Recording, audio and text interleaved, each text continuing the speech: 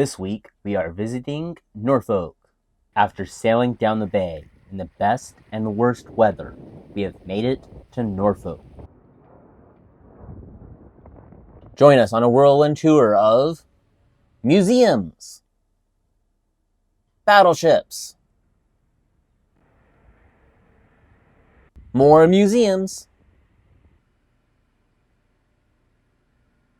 and more ships.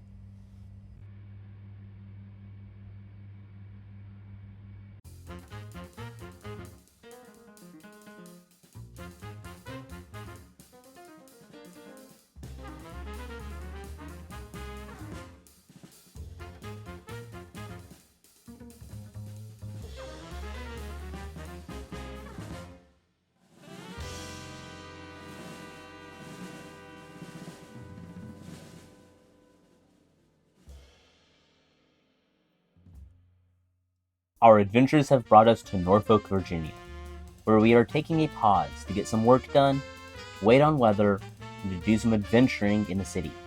Our first stop has us hopping on this ferry across the river. A short walk later brings us to the Nauticus Museum. This also is the home of a certain battleship, but more about this later.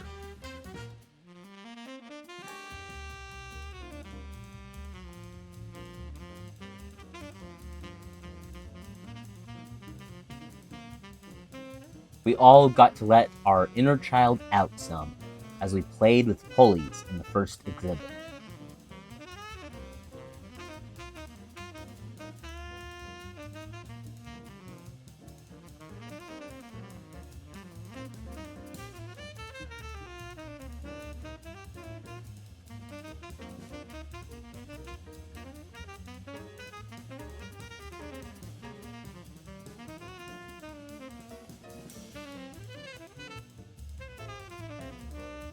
I even found it cool that they had both a model of the schooner Virginia and the actual schooner herself, albeit downrigged for winter.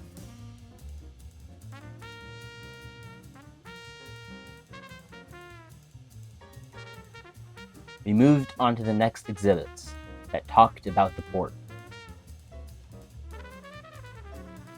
Of note were the wind turbine blade segments on display.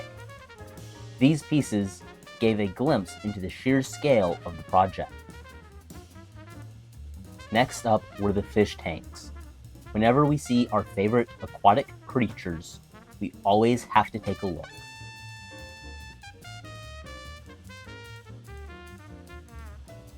Look at this puffer fish. Isn't it cute?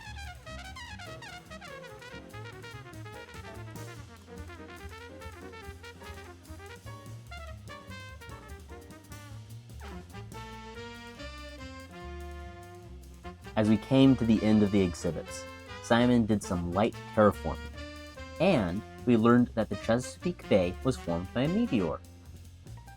It was through a meteor impact, receding ice sheets, and rising sea levels that the bay we now know today was formed. Having finished the exhibits at Nauticus, we moved on to the Battleship Wisconsin. She has been a landmark here in Norfolk for a while now, and all the times we have passed by her, we were unable to make the time to visit. Today, that changes. We begin our tour walking up towards the bow. Everything about the battleship is massive.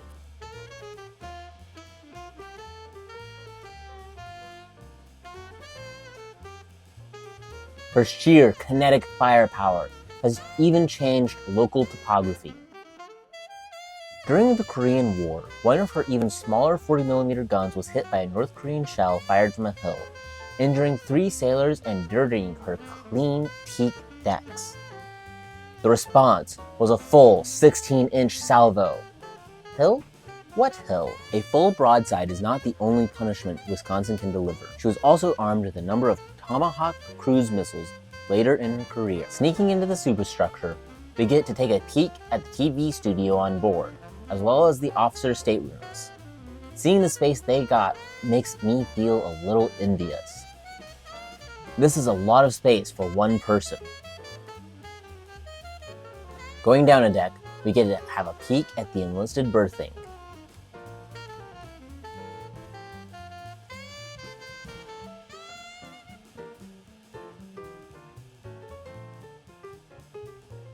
Honestly, seems like the enlisted sailors even got a fair amount of space. We then came across the galley and mess decks.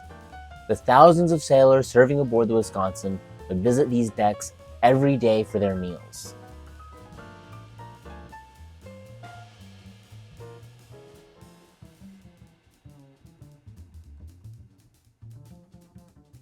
There was even a donut shop, because everyone loves a good donut.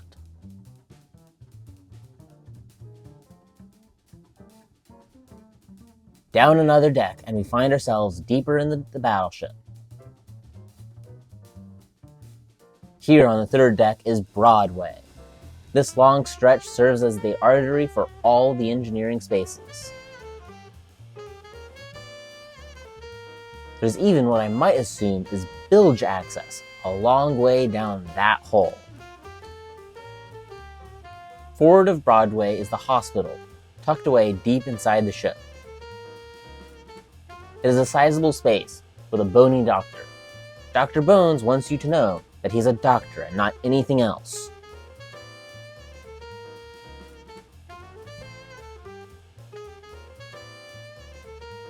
And rather quickly, that concludes our tour of the battleship.